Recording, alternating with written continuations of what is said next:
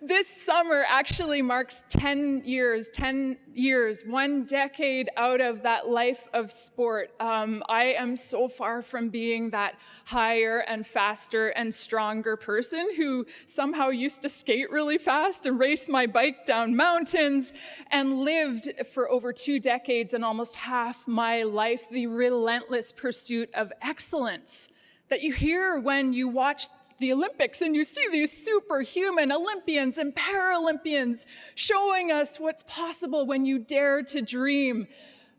I was that. I did that. I honor that.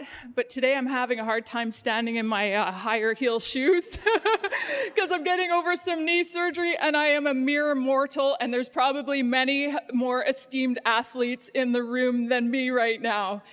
But I'm excited to share some of those moments with you, some of the experiences I had pursuing those dreams, but I also, considering the time that we have all navigated and continue to navigate these last 2+ years that have been so challenging for everyone and so different for everyone. When I think about the most recent condensed Olympic cycle of first Tokyo and then Beijing, I look at the athletes and I see the strength that they showed us, the skill they showed us. But what stands out are athletes like Simone Biles stepping away from that gold medal in the team event in the last apparatus, saying she needed to protect her mental health, that she couldn't do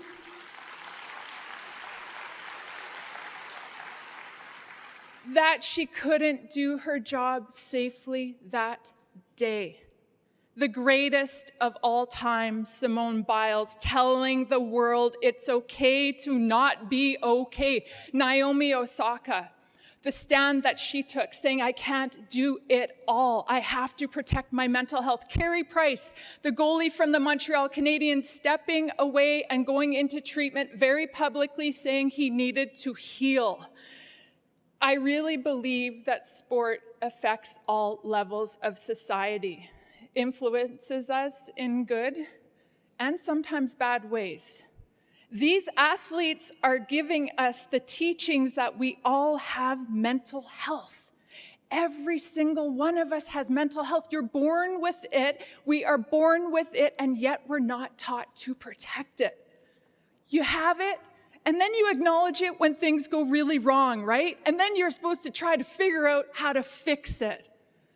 These athletes are telling us that mental health matters. So as much as I want to talk about those Olympic ideals, I also want to talk and touch on the lower and slower and gentler place of being human, because I think that's where most of us live our lives. We get these beautiful peaks of joy where we're connected to wonder, where we succeed, where we produce, and they're really fun, and then they go right down into the trough of struggle. So I want to talk about these things with you today and share some stories of the healing path that I've been on, of the teachers who have inspired me and touched me, not only in sport, but in my life. And I want to do that through story.